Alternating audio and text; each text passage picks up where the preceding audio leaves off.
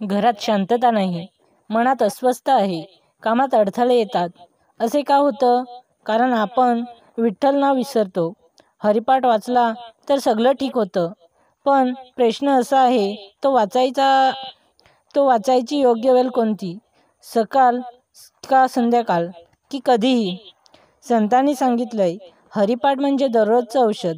पण औषध जसं योग्य वेळी घेतलं तरच उपयोगी ठरतं, तसंच हरिपाठ ही योग्य वेळी केल्यावर अद्भुत परिणाम देतो.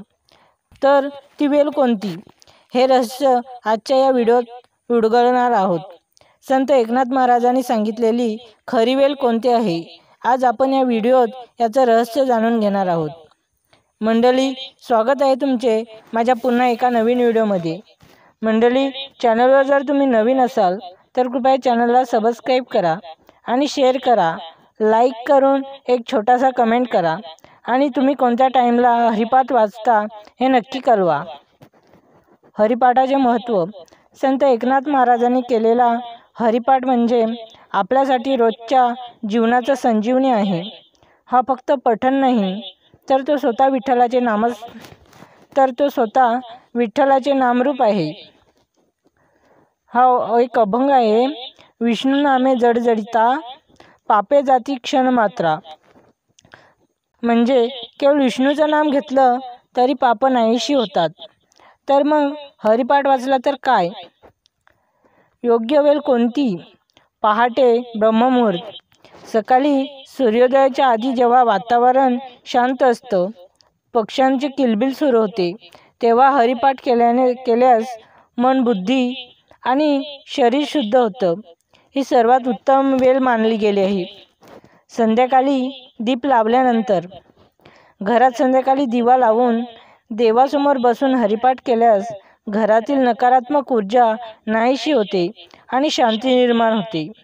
हे झाले सकाळी किंवा संध्याकाळी. आता बघूया की उपाशी पोटी की जेवून झाल्यावर.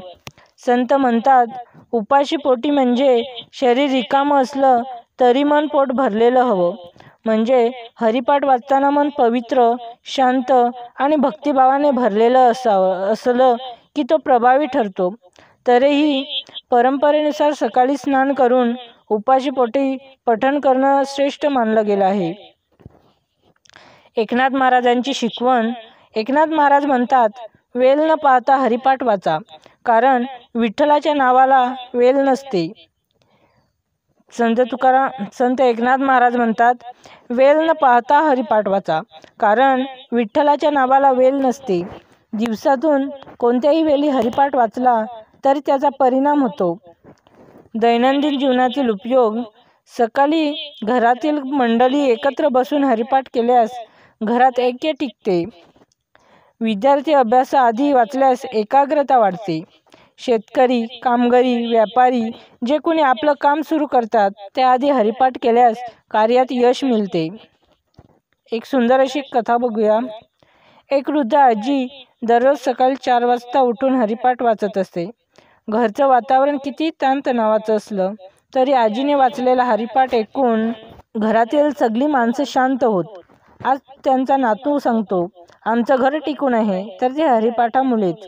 कारण जिथे देवाच्या नावाचा जप असतो तिथे सर्व काही चांगले असते. म्हणजेच योग्य वेळ सकाळची आणि संध्याकाळची. पण खरी वेळ तीच जेव्हा मन विठ्ठलमय होते. हरिपाठ म्हणजे विठ्ठलाशी संवाद साधण्याची पद्धत आहे. म्हणूनच मित्रांनो, वेळ न पाहता हरिपाठ वाचा, कारण विठ्ठल नाव घेतलं की अंधार नाहीसा होतो आणि घरात आनंद, समाधान आणि शांती निर्माण होते.